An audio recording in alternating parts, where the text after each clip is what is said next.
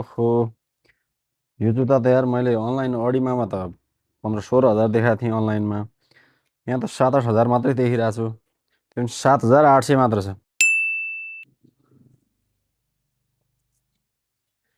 ओ साथी, हजुर मैले यो अनलाइनमा अडिमामा हेर्दाखेरि चाहिँ यो जुत्ताको 16,000 रुपियाँ देखेको थिएँ।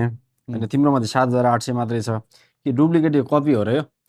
कपी चाहिँ होइन, त्यसमा चाहिँ ढुक्क भए हुन्छ। यो चाहिँ 100% ओरिजिनल हो। म आफै गएर ह्यान्ड पिक गरेर उम्, लिएर आउने हो। अब कसरी कम भन्दाखेरि चाहिँ उनीहरूको त अब अरबौँ लगानी छ, भाडा करोडौँ छ, स्टाफ खर्च लाखौँ छ। अँ, अब हामीकोमा चाहिँ सेलेक्टेड पिस पाउँछ। साइज हजुर कट हुन्छ, हजुर एउटा पिस दुइटा पिस हुन्छ, लिमिटेड पिस रहन्छ। अब त्यो अनुसार मार्जिन कम राखेका छौँ, इनिसियल डेजमा छ। अनि अँ, साथी सर्कललाई वरिपरिकोलाई एकदम कम रेन्जमा दिन सक्ने धेरै कम मार्जिन खाएको छ। अर्को भनेको चाहिँ हामीकोमा भनेको आफै गरेर लिएर आउँछु म। ए हजुर त्यसले गर्दाखेरि चाहिँ अलिक कम परेको छ। बिस्तारै बिस्तारै अब यसलाई मिलाउनु पर्ने हुन्छ। ढुक्क ए हुँदा हुन्छ, जेन्युन 100% जेन्युन हो त्यसमा चाहिँ। ए हजुर थ्याङ्क यू।